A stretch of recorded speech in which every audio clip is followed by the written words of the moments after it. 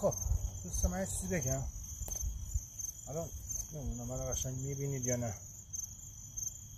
من میبینید قشنگ. خب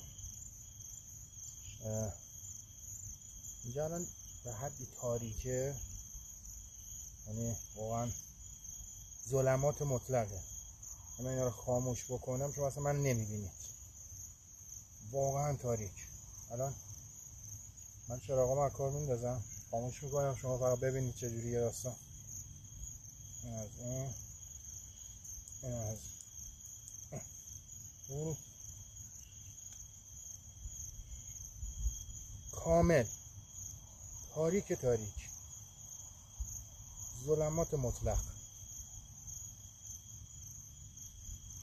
من هر کدوم از این سیستم روشنایی ها، چه چراغ قوه چه هدلایت هم کار بیفته، دیگه جایی نمیتونم ببینم، یعنی عملا کورم توشه. بله روشن میکنم.